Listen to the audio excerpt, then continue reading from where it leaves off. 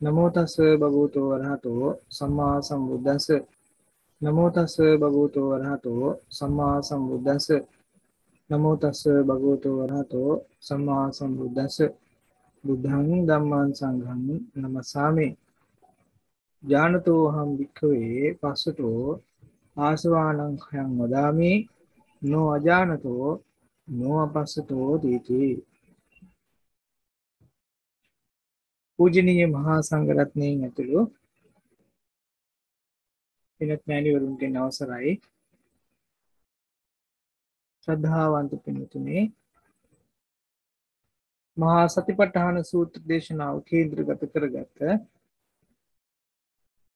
අපක්ෂපාතී නිරීක්ෂණය යන මෙන් පැවැත්වෙන 46 වෙනි භාවනා උපදේශයයි අදට යෙදিলা තියෙන්නේ.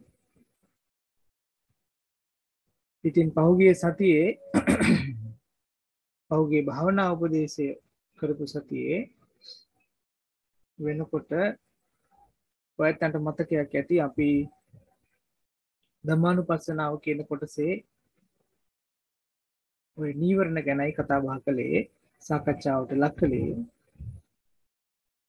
ඉතින් මේ කොටස් වලට එනකොට අපිට මේ තාක් දුරට මේ කතා බහ කරලා තියෙන ඒ කාරණා එක සලකලා බලනකොට අරගෙන බලනකොට අපිට හම්බ වෙනවා අපේ ජීවිතේ විවිධාකාර පැතිකඩ වලට බුදුරජාණන් වහන්සේ අපේ අවධානය යොමු කරවන්නට අපිවම හුරු කරන ආකාරය. ඔයයන්ට මතක ඇති මේ සාකච්ඡාවේ මුලම අපි කායනුපස්සනාව කියන කොටස ගන්නකොට මේ කායනුපස්සනා කොටස ආශ්‍රය කරගත්ත විවිධාකාර පැතිකඩ අපිට මුණ ගැහෙන්න වුණා. ඒ මුණ ගැහිච්ච විවිධාකාර කොටස් සහ පැතිකඩන් එක අපේ ජීවිතේ සතිමත් වෙච්ච හෝ සතිමත් නොවෙච්ච වගේම දුක් ඇති වෙච්ච සහ දුකක් නැතිව ජීවත් වෙච්ච කාරණා ටික අපිට ග්‍රහණය කරගන්න පුළුවන් වෙනවා. වේදනානුපස්සනාව කියන පැත්තෙත් එහෙමයි. ඒ කාරණාව අපි විග්‍රහ කරගෙන පුරුදු කරගෙන වඩාගෙන යනකොට ඩිංග අපිට හම්බ වෙන්න ගත්තා ওই වේදනාව කියන කාරණාවන් වලත් අපි සතිමත් වෙන සතිමත් නොවන දුක හදාගන්න එහෙමම දුකක් නැති තේරුම් ගත්ත සහ තේරුම් නොගත්ත ආදී වශයෙන් විවිධාකාර කොටස් තිබුණා කියලා. චිත්තානුපස්සනාව තුළදීත් ওই කාරණේ ඔහොමමයි. මේ එකිනෙකට සම්බන්ධ වෙච්ච නමුත් එකිනෙකට වෙනස් ක්‍රමයන් ඔස්සේ බුදු පියාණන් වහන්සේ අපේ ජීවිත අපිට පුරුදු කරන්නට උගන්වනවා දුක දැකලා ඒ දුකට යට නොවි ඉන්නේ කොහොමද කියලා. මම ආයෙත් කියන්නම් මේ සතර සතිපට්ඨානය කියන ක්‍රමයන් දියුණු කරගත්තාම ඒ කාරණා ඔස්සේ බුදු පියාණන් වහන්සේ අපිව යොමු කරවන්නේ අපිව රැගෙන යන්නේ දුක් හදාගත්ත පැත්ත මොකක්ද කියලා තේරුම් අරගෙන ඒ දේ තුල දුකක් නොවි ඉන්නේ කොහොමද කියලා උගන්වන්නටයි. ඉතින් ඒ කියන ගමනේදී සමහර පැතිකඩන් අපිට ඌමනා වෙන්නත් පුළුවන්. සතිපට්ඨාන සූත්‍රය තුල කතා බහ කරනවා. නමුත් සමහර දේවල් ඒ තරමටම ප්‍රයෝජනවත් නොවෙන්නත් පුළුවන්. ඒකට හේතුව අපි මුහුණ පාලා තියෙන දුකට අපි දැනට ප්‍රායෝගිකව අත්දකින සංතාපයට, ශෝකයට, පරිදේවයට උචිත වෙන විදිහේ කාරණාවයි අපි ග්‍රහණය කරගන්න ඕන. අපේ දුක් වලට උචිත වෙන විදිහේ කාරණාවන් සමූහයයි අපි ග්‍රහණය කර ගන්න ඕන. ඈදා ගන්න ඕන. ඒ දේවල් වලිනුයි එතකොට අපි දුක හදාගන්නේ. ඒ කියන්නේ අපි දුක හදාගන්න කාරණාවන් ටික ග්‍රහණය කරගත්තා නම් අපි ඉගෙන ගන්නවා මේ ආකාරයෙන් තමයි මම දුක් හදාගන්නේ. හේතුව ඒ දේ ස්ථීර හැටියට හිතන හින්දා, ඒ දේ වෙනස් කළ යුතුයි කියලා තියෙන අදහස හින්දා, සහ මේ තියෙන කාරණාව, මේ තියෙන ස්වභාවය මට ඕන විදිහට පරිවර්තනය කරන්න පුළුවන් හෝ මට ඕන විදිහට මම ඒක පරිවර්තනය කරනවා කියන අදහස හින්දා කියන එක තේරුම් ගන්න පටන් ගන්නවා. ඒක ඉතින් ඥානයක් වෙන්න පුළුවන්. කොහොම නමුත් ධම්මානුපස්සනාව කියන කොටසට අපි එනකොට අර කායानुපස්සනාව, වේදනානුපස්සනාව සහ චිත්තානුපස්සනාව කියන කොටස් වලින් ටිකක් බැහැර වෙච්ච බවක් පේන්න තිබුණා. මොකද මේකට එක්තරා විදිහක ඉරියව්වක්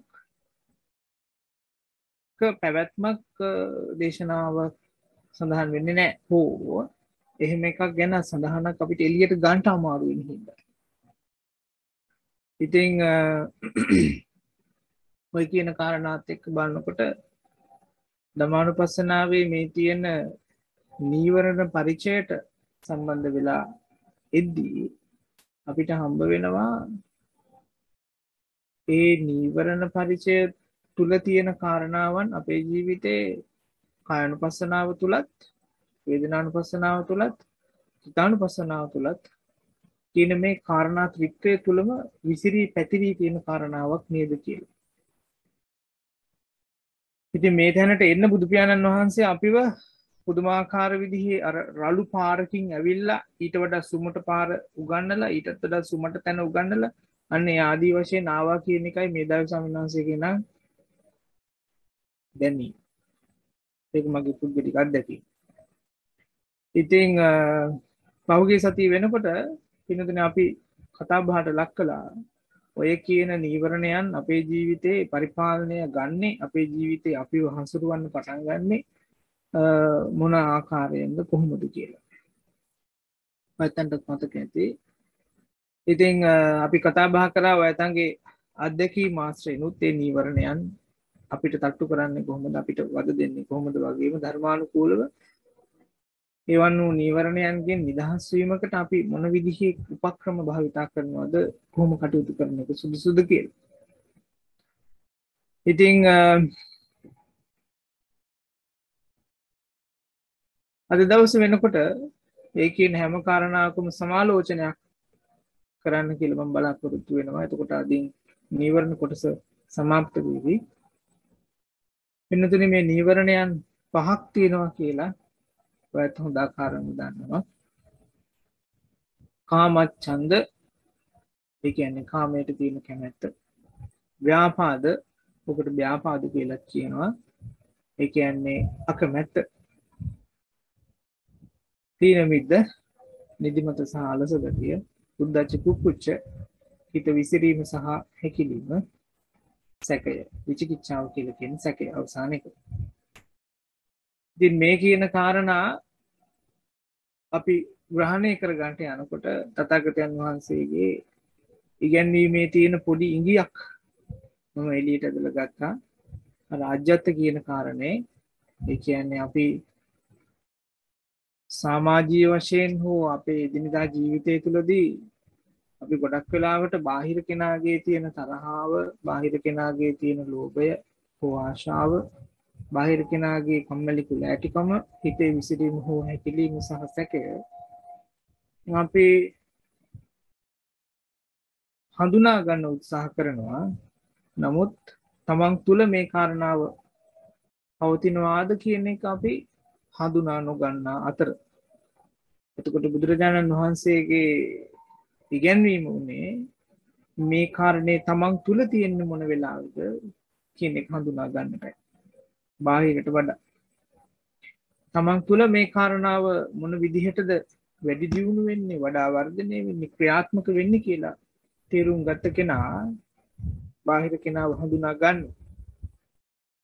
එයාට බාහිර කෙනාගේ චිත්තසංතාන තුළ හෝ ඒ ජීවිතය තුළ පළපදියම් වෙලා තියෙන හෝ ක්‍රියාත්මක වෙලා තියෙන නීවරණ භාවය මොකක්ද, සිද්ධ වෙන කාරණේ මොකක්ද කියන එක තේරුම් ගන්නට හැකියාවක් පුළුවන්කමක් තියෙනවා. ඒක සාමාන්‍යයි. ඉතින් ඒත් එක්ක අපිට හම්බ වුණා මේ කියන නීවරණයන් අපේ ජීවිතේ ක්‍රියාත්මක වෙන්න හේතු භූත වෙන කාරණා මොනවද කියලා. ඒකට අපි ආශ්‍රය කරගත්ත අර ඨාන කියන සූත්‍රය. ඒකෙදි හම්බ වුණෙත් කාමච්ඡන්දයට හිතවත්කම තියෙන, කාමච්ඡන්දයට කැමැත්ත තියෙන ධර්මතා තියෙන්න පුළුවන් කියලා කියනවා. ඇහැට දකින රූප වෙන්න පුළුවන්, කනට අහන ශබ්ද වෙන්න පුළුවන්, නාසයට දැනෙන ගඳ සුවඳ වෙන්න පුළුවන්, දිවට දැනෙන රස වෙන්න පුළුවන්, කයට දැනෙන ස්පර්ශ වෙන්න පුළුවන්, හිතට එන අරමුණු වෙන්නත් පුළුවන්. කාමයට මනාපය ඇති කරන හෝ කාමයට ලොල් භාවය ඇති කරන තාලෙට ඒ පැත්තට තියෙන එවන් වූ කාරණා අපි ආශ්‍රය කරනවා නම්, කාමයට හිතයිශී ධර්මතා අපි ඇසුරු කරනවා නම්, වඩනවා නම්, පුරුදු කරනවා නම්, කිට්ටුවෙන් තියා ගන්නවා නම්, පසුකාලීනව චිත්තසංතානයන් වල ඔය කියන කාමච්ඡන්දය, කාමයට තියෙන අධික කැමැත්ත කියන එකට හිත බර වෙන්න පටන් ගන්නවා. ඒක හරිම සරල සාමාන්‍යයි, ස්වභාවිකයි. ඔය ආකාරයෙන්මයි ද්වේෂයටත්, ද්වේෂය කියලා කියන තරහ නැත්නම් ප්‍රතික්ෂේපය කියලා කියන කාරණාවටත් අපි ඇහැට දකින රූප ගන්නෙ ද්වේෂ සහගතව නම්, හෝ ද්වේෂය ඇති වෙන්න පුළුවන් කාරණාවල් නැවත නැවත බලනවා නම්, ඒ වගේ දේවල් නැවත නැවත අහනවා නම්, සමහරක් කෙනෙකුට ගඳ සුවඳත් එහෙම වෙන්න පුළුවන්. නාසයට දැනෙන ගඳ සුවඳත් අපි ආශ්‍රය කරගන්නේ, ඇසුරු කරගන්නේ, කිට්ටු කරගන්නේ ද්වේෂ සහගත දේවල් නම්, දිවට දැනෙන රසය තුලිනුත් ඒ දේ නම් ඇති කරගන්න බලන්න ද්වේෂ සහගත භාවයක් නම්, කයට දැනෙන ස්පර්ශයත් එහෙම නම්, හිතට එන අරමුණු නැත්තම් හිතන අරමුණු වල තියෙන ද්වේෂ සහගත භාවයක්ම නම්, පසු කාලීනව අපේ හිත ද්වේෂ සහගත වෙන්න නැත්තම් ව්‍යාපාද කියලා කියන අපිව සම්පූර්ණයෙන්ම ආවරණය කරලා දාන, සම්පූර්ණයෙන්ම අපිව තරහින් පිරිච්ච චරිතයක් බවට පරිවර්තනය කරන්න අරගෙන යනවා. ඒක ස්වභාවිකයි. ඒක කොහොමත් වෙනවම. ඊළඟ නීවරණයටත් වගේමයි තින මිද්ද. නිදිමත සහ අලස ගතිය කියන එකටත් ඒ දේ ඇසුරු කරන කාරණා අපි වැඩි වර්ධනය කරනවා නම්, ආශ්‍රය කරනවා නම්, කිට්ටුවෙන් තියා ගන්නවා නම්, ඒ වගේ දේවල් අපිව අර කියන අරමුණට, ඒ කියන අවසාන ඉලක්කයට වගේ තැනට රැගෙන යනවා. ඒක ස්වභාවිකයි. ඊළඟ එක තමයි උද්දච්ච කුක්කුච්චය කියන එක. හරිම සූක්ෂම කාරණාවක් මේක. ඒ කියන්නේ හිතේ විසිරීම සහ හැකිලීම කියන මේ දෙක. එතකොට අපි අධ්‍යයනය කරන්න පටන් ගත්තාම ඉගෙන ගන්න පටන් ගනිවි. ඉස්සෙල්ලා එක්කෝ හිත විසිරෙන එක, එහෙම නැතිනම් හිත හැකිලෙන එක. ආදී වශයෙන් මේ දේ අපේ ජීවිත තුළ කොහොමද සිද්ධ වෙන්නේ කියන කාරණේ අපි දැන හඳුනා ගන්න පටන් ගනිවි. කොහොම නමුත් දේශනානුකූලව කිව්වොත් එහෙම හිතේ විසිරීමට හේතු වෙන අරමුණු අපි නැවත නැවත විවිධාකාර අරමුණු ග්‍රහණය කර ගන්නවා නම්, ඒවාම ආශ්‍රය කරනවා නම්, ඇසුරු කරනවා නම්, වඩනවා නම්, කිට්ටුවෙන් තියා ගන්නවා නම්, ඒ හිත කොහොමත් විසිරෙන තැනට පරිවර්තනය වෙනවා. ඒක ස්වභාවිකයිම. ඒක හරිම සරල සාමාන්‍යයි. ඊළඟ එක තමයි සැකය. සාමාන්‍ය ජීවිත වල එදිනෙදා ගොඩක් වෙලාවට තියෙන විශාලතම ප්‍රශ්නයක් වගේ මේක. ඉතින් මේකෙදි තියෙන්නේ ওই කියන කාරණාවමයි. අපි කාලාන්තරයක් තිස්සේ සැකයට අයිති වෙන, සැකයට යොමු වෙන, සැකය කියන ඒ කාරණේම ඉස්මතු වෙන කාරණා හිතනවා නම්, බලනවා නම්, අහනවා නම්, දකිනවා නම්, දැනගන්නවා නම්, ඒ දේවල් වල එකතුව තුලින්, සංකලනය තුලින් ඒ කියන පුද්ගලයාව, ඒ කියන කෙනාව සැක සහගත චරිතයක් බවට පරිවර්තනය කරන්න පුළුවන්. ඒක තමයි ස්වාභාවික සංසිද්ධිය. එතකොට අපි ඉගෙන ගන්නට ඕන කාරණාව වෙන්නේ අපේ ජීවිත තුළ ඔය කියන නීවරණයන් යම් යම් කාලවල් වලදී ඉල්පෙන සහ බැහැර වෙලා යන ආකාර අනුව වෙනස් වෙනවා. කොහොමද? අපි හඳුනා ගන්නට ඕන මේ කියන නීවරණයට මේ මට්ටම තුලින් හෝ මාව පතිත උනේ යට උනේ මාව ආවරණය කරගත්තේ මොන මොන හේතු සමුදායන් එකතු කරගෙනද කියලා අපි ඉගෙන ගන්න පටන් ගන්න ඕන. එතකොට අර කායනුපස්සනාව ආදී අනික් කොටස් කෙරෙහි අවධානමත් වෙලා භාවනාව තුළින් ඒ දේවල් ටික ඉගෙනගෙන එන භාවනා යෝගාවචරයට නම් මේ අවස්ථාවට පැමිණෙන්නේ එයාට අර කායනුපස්සනාව වේදනානුපස්සනාව සහ චිත්තානුපස්සනාව කියන කාරණාවන් වලින් මතුවෙන අරමුණු ඇත්තටම අරමුණක් විතරයි.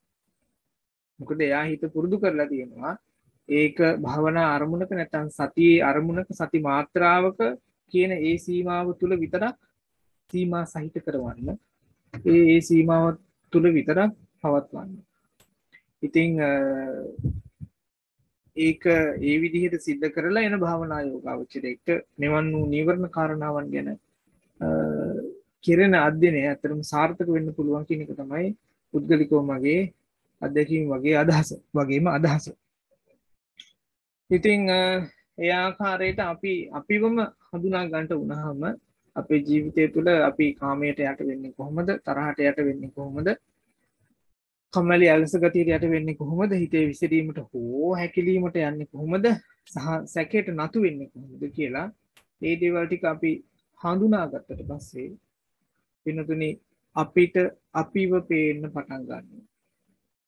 ඒක හරි පුදුමාකාර සංසිද්ධියක්. මෙච්චර කාලයක් ඔයතුත් මමත් තේරුම් අරගෙන තිබ්බ හැටියට අපි ඇත්තටම ශාස්ත්‍රවරු වගේ සමහර වෙලාවට අපි හිතන්න ගියාම බොහොම හොඳ අය, ගොඩාක් හොඳම කටයුතු කරන අය, හොඳ විදිහටම වැඩ කරන අය, හොඳ සිතුවිලි හිතන අය කියලා අපි ඇත්තටම හංගින්නේ. නමුත් ඇත්තටම බැලුවොත් එහෙම අපේ ජීවිතය තුළ සත්‍ය වශයෙන් ගත්තොත් එහෙම අපි ඒවා ඇත්තටම පේන්න පටන් ගන්නවා මේ නීවරණයන් ටික හරියට හඳුනාගත්තට පස්සේ. අපි කාමයට යන්නේ මොන විදිහේ ස්වභාවයකින්ද හෝ අපිට කාමය ගැන තියෙන උවමනාව කොච්චර ප්‍රමාණයක්ද? තරහාව කියන කාරණේ අපේ ජීවිතය තුළ කොච්චරක් තියෙනවද? කම්මැලි අලස ගතිය කියන එක අපේ ජීවිතය තුළ කොච්චරක් අපි ආවරණය කරලා තියෙනවද? අපේ හිත අපි කොච්චර විසිරුවාගෙන තියෙනවද? ඒ විසිරුවා ගන්න පැත්තට කොච්චරනම් අපි ක්‍රියාත්මක කරනවද? වගේම හිතේ සැකේ කියන එක කොච්චරනම් අපේ ජීවිතය තුළ අපිව පාලනය කරන්න පටන් ගන්න තියෙනවද? ඒ සැකේ තුළ හිර වෙලා අපි කොච්චර දුක් විඳිනවද කියන එක හඳුනාගන්න ගන්න. අන්න ඒකයි මම කිව්වේ අපිට අපිව පේන්න පටන් ගන්නවා කියලා. මේ පේන අපි ඇත්තටම මේ රූප කාය විතරයි. මේකේ අභ්‍යන්තරව තියෙන ඒ ස්වභාවයයි අපිට පේන්න පටන් ගන්න. ඒ ස්වභාවයයි අපි දකින්න ගන්නේ මේ නීවරණ ආශ්‍රය කරගන්නට උනහම. ඉතින් පින්නතුනේ එවන් වූ මහා පුදුමාකාර විදිහේ ජීවිත ගවේෂණයකුයි බුදුරජාණන් වහන්සේ අපිව මේ කියන සතිපට්ඨානය ඔස්සේ මේ රැගෙන යන්නේ අරගෙන යන්නේ. ඔයත් මමත් සාංශාරික වශයෙන් විඳගත් දුක් ටික ඒ දුක හදාගත්තේ කොහොමද? ඒ දුක වැඩි කරගත්තේ කොහොමද? මොන පැතිවලින්ද කියන එක තමයි මේ අපි ඉගෙනගෙන යන්නේ. නමුත් මේ ගමනේ අවසානයක් නෙවෙයි මේ හරියන්නේ. තව තියෙනවා මීට එහා ගිය, තවත් තියෙනවා මීට එහා ගිය. මීට වඩා අපි අවධානමත් විය යුතු හෝ තාමත් අපි අපේ අවධානයට ලක් නොකරපු කාරණා තාමත් අපේ ජීවිතය තුළ තියෙනවා. හැබැයි සතිපට්ඨානයෙන් ඒ ටික ඔක්කොම සම්පූර්ණ කරලා දෙනවා. අපි ඉවසීමෙන් පුහුණුව කරගෙන යන්න බලමු. ඒ හැම එකක් තුළම බලන්න අවසානට හැරිලා බලනකොට අපිට පේන්න තියෙවි උතනකත් තිබිලා තියෙන සිහියක් පිහිටුවා ගැනීමක් විතරයි නේද කියලා. ඕක අපිට හම්බ වෙයි. ඒක තමයි හරි පුදුමාකාර සත්‍යය. මේ හැම එකක්ම හඳුනා ගන්න බුදුරජාණන් වහන්සේ අපිට කියලා දෙන්නේ සතිමත් වෙන්න. සතිමත් වෙනවා කියලා කියන්නේ මේ මොහොත තුල තියෙන දේ හඳුනා ගන්න. අපි ඕකට අර හුරුතලයට වගේ දාපු වචනේ තමයි අපක්ෂපාතී නිරීක්ෂකයා වන්න. තියෙන දේ අපක්ෂපාතීත්වයකින් එහෙම නැත්නම් පක්ෂපාතීත්වයකට නගන්නේ නැතුව හුදෙක් නිරීක්ෂණය කරන තැනටපත් වෙන්න කියලා. ඉතින් එහෙම කරපු එකෙත් මගේ යෝජනාව උනේ ඒ දේ ඔයාලට ඔක්කොම එකට බදාගෙන කරන එක එච්චර රුචි නැහැ කියන එක තමයි මගේ නම් අත්දැකීම. මොකද මාත් ඔය පඹගාලේ පැටලෙන්න ගියා මීට කාලෙකට කලින් ඔය කියනේව ඔක්කොම එකට අල්ලන්න ගිහිල්ලා. ඒක හන්දා කාලයක් තිස්සේ කම ඡන්දේ නම් බලන්න යන්නේ හොයන්න යන්නේ ඒ කාරණාව ගැන ඉගෙන ගන්න පටන් ගත්තා. මම කාමයට තියෙන කැමැත්ත කොහොමද හදාගන්නේ? ඒ කැමැත්ත ඇති වෙන්නේ ඇයි? මොන දේ හින්දාද? තරහව නම් ආයේ තරහව කියන දේ මට වැඩි වෙන්නේ මොන කාරණේ හන්දද? මොන දේද මට තරහව අරගෙන ඉන්නේ? මොන දේද තරහව මගින් අරගෙන යන්නේ? ආදී වශයෙන් අර ඇහැට දකින්න රූප, කනට අහන ශබ්ද ආදී වශයෙන් ඒවා හොයන්න පටන් ගත්තා. මම හිතනවා මගේ අත්දැකීම හැටියට ඔයයන්ට කරන යෝජනාව තමයි මේ කියන පරීක්ෂාව ඔයයන්ට කරන්න මනාපනම් සුදුසු කියන්නේ හිතනවා නම් එහෙමනම් ඔයයන්ට මේ ඔක්කොම එකට අල්ලන එක හොඳ මදි වෙන්න පුළුවන්. ඊට වඩා බලන්න පින්නතුනේ මේවා කොටස් වශයෙන් අරගෙන චුට්ට චුට්ට තමන්ගේ ජීවිතයට පමුණුවා ගන්න බලන්න. චුට්ට චුට්ට වගේ හොයා ගන්න බලන්න. ඒ චුට්ට චුට්ට තමන්ගේ ජීවිතය තුළ මේ දේ ක්‍රියාත්මක උනේ කොහොමද කියන එක උගන්වන්නටයි ඒ දේ ආපස්සට මතක් කරගන්න ඒ කාරණාව සිදු කරන්නටයි අර කියාපු කමඨාන් වාර්තාව කියන වචනේ එළියට ගත්තේ. මොකද අපිට ඔය කියන කමඨාන් වාර්තාව කියලා කියන්නේ එහෙම නැතිනම් භාවනා කරලා අද දවසේ භාවනාවට කළේ මොකද්ද කියලා මතක් කරන්න පුළුවන්කම තියෙනවා නම් ආපස්සට අන්න ඒ කෙනාට දැන් පුළුවන්කම තියෙනවා වෙන අදහසකට හිත නතු වෙන්නේ නැතුව. කියන්නේ වෙනත් අරමුණු වලට යට නොවි වෙනත් අරමුණු උපාදාන වශයෙන් ඇති කරගන්නේ නැතුව හොයන්ට යන්නේ මට ද්වේෂය ඇති වෙච්ච කාරණාව මොකක්ද කියලා නම් ඒකේ ආපස්සට යන්න මනාකොට යන්න යාගේ හිත පුරුදු වෙලා තියෙනවා. කමඨාන් වාර්තාව සහ අර කියාපු සතර සතිපට්ඨානයේ මූලික කොටස් හොඳට පුරුදු කරපු කෙනෙක්ට නම් ඇත්තටම මේ හැකියාව තියෙනවාමයි තිබිය යුතුමයි තියෙන්න ඕන. ඒක හරි සරල සාමාන්‍යයි. මම උදාහරණයක් කියන්නම්. අපි හිතමුකෝ භාවනාවට වාඩි වෙලා එයා ආපස්සට මෙනෙහි කරන්න ගන්නවා අද උදේ මට තරහ ගියා. ඇයි එහෙම වුනේ? එහෙම කියලා එයා හිතනකොට එයාගේ කකුලේ වේදනාවක් ආවා කියලා හිතන්න වෙන්න පුළුවන්. නේ ඔය ඉතින් ජරාවටපත් වෙන ඇඟවන්නේ. එහෙම වෙනකොට අර වේදනානුපස්සනාව කියන එක හොඳට ක්‍රියාත්මක කරලා පුරුදු කරලා ඉන්න හාදෙක්ට යෝගාවචරයකට ඒක ඇත්තටම වින්දනයක් විතරයි. හුදෙක් සිහියක් විතරයි.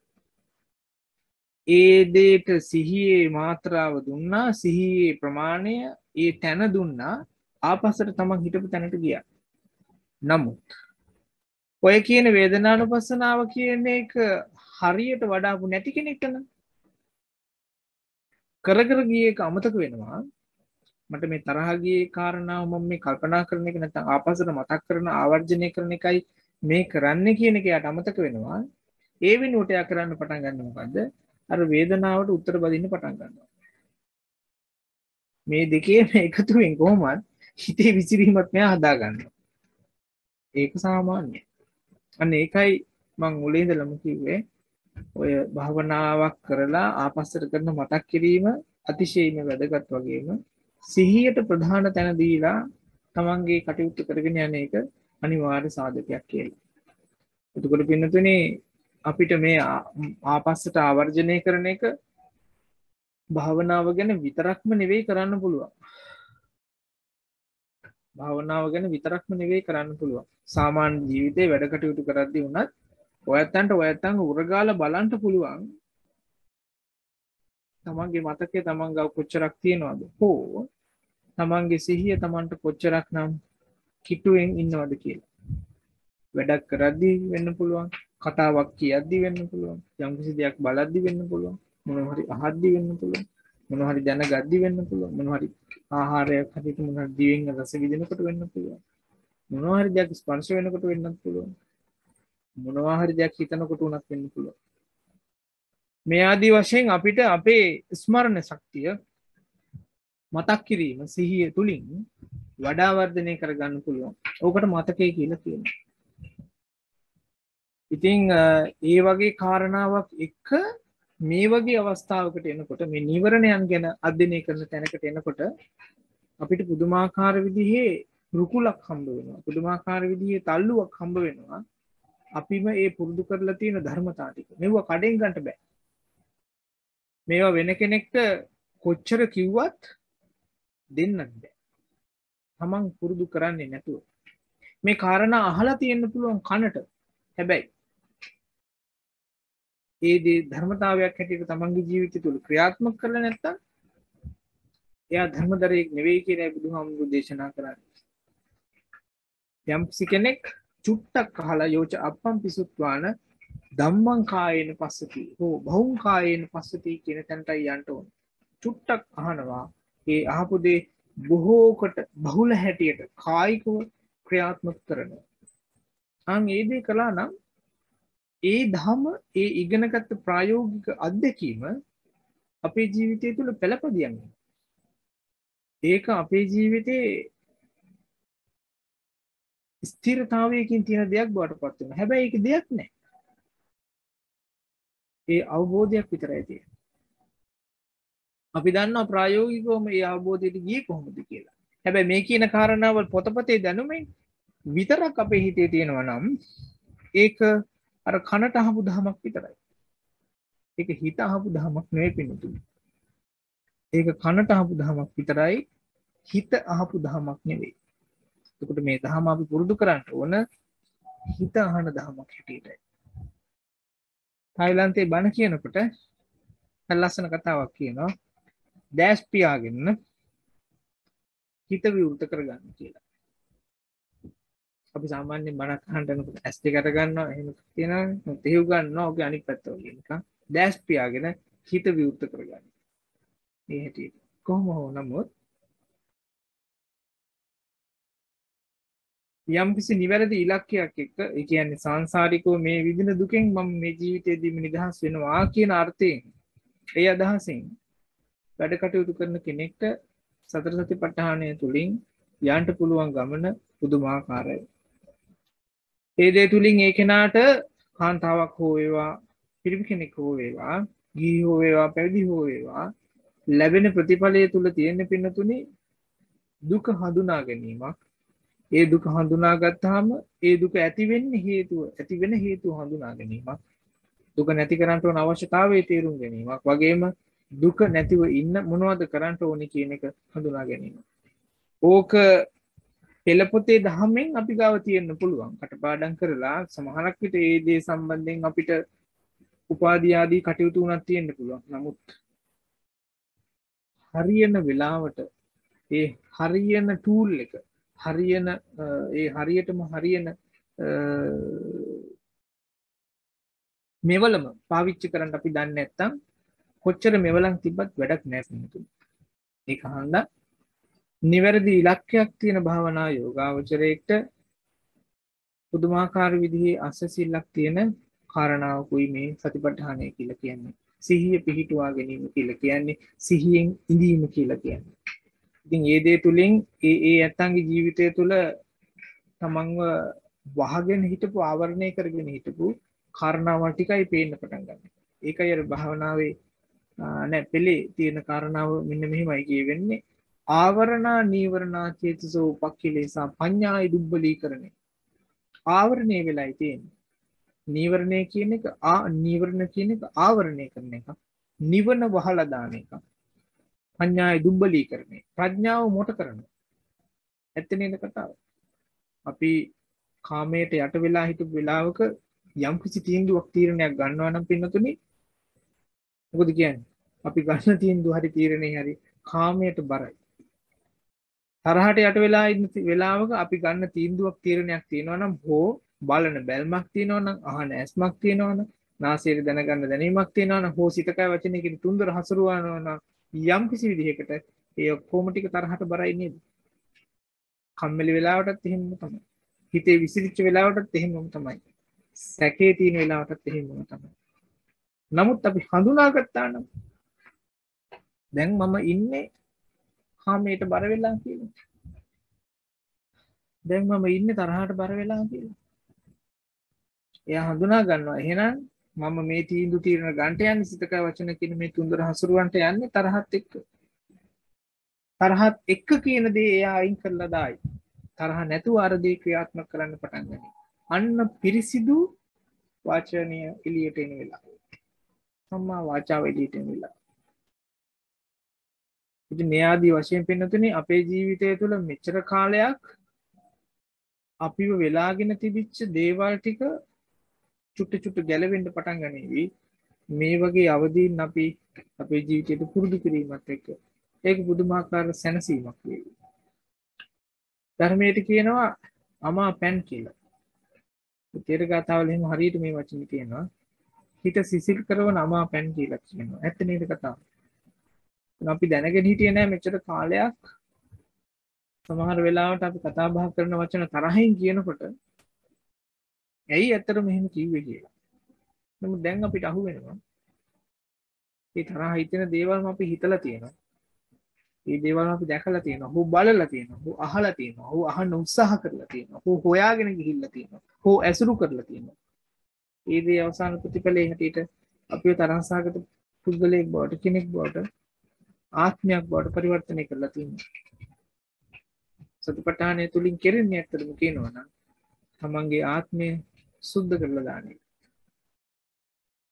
විසුද්ධිය කියලා කියන්නේ මේකට. කොහොමද කමන්නේ? මම කල්පනා කරනවා මේ ප්‍රමාණයකින් අද දවසේ භාවනා උපදේශය સમાપ્ત කරන්න.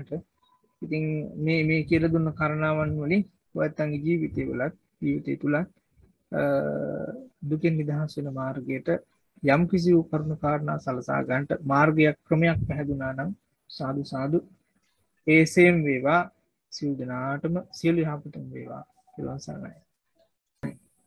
ආයතන සතිපට්ඨානය ගැන කියනකොට මතක් කරන්න ඕන කෙනෙක් ඉන්නවා. අතම කිව්වොත් එහෙම වියට්නාම් ස්වාමීන් වහන්සේ කෙනෙක් හිටියා. ඔයත් අහලා තියෙනවද තිච් නතාන් කියලා? මම හිතන්නේ අහලා ඇති. එහෙමයි. ඒ සංසය අපවත් වෙලා තියෙනවා. ඇත්තටම උන්වහන්සේ මහායාන ඒ වුණාට අපි උනත් හරි ගරුසරු කරනවා. උන්වහන්සේ සීලවන්තයි කියලා අපි අහලා තියෙන්නේ. සහ උන්වහන්සේගේ ගෝලබාලය ඇසුරු කරලා තියෙන අතරම කිව්වොත් එහෙම මම උනත් පුද්ගලිකව බොහොම රුචි කරන ස්වාමීන් වහන්සේ කෙනෙක්. යම් අදහස් තියෙන්න පුළුවන් ටිකක් පටහැනි දේවල්. නමුත් ලෝකයේ උන්වහන්සේ ප්‍රසිද්ධ සතිපට්ඨානයේ පියා හැටියට, සිහියේ පියා හැටියටයි. ඉතින් මම අද කැමති උන්වහන්සේත් මතක් කරන්න. වගේ උන්වහන්සේගේ මම හරිම ප්‍රිය කරන පොතක් තිබුණා. තාමත් හොයනවා මම ඒක. මට හම්බුනේ නැහැ. එකපාරයි කියවන්න හම්බුනේ. ඒ පොතේ සිංහල පරිවර්තනයේ නම පැරණි අහසේ අලුත් සඳක්. All Path White Clouds කියන එක ඉංග්‍රීසියෙන් තිබ්බේ. ඒක නම් PDF එක හම්බුනේ. නමුත් සිංහල පොත තාම හොයාගන්න බැරි වුණා. තාම හොයනවා මම මේක. ඉතින් මම හිතනවා අද මේ කතා කරපු කාරණාවන් වලින් ඒ ජනිත කුසලයක් ඇත්තටම උන්වහන්සේගේ ගුණ ගායනා කරන්න හේතු වේවා කියලා. සාදු සාදු.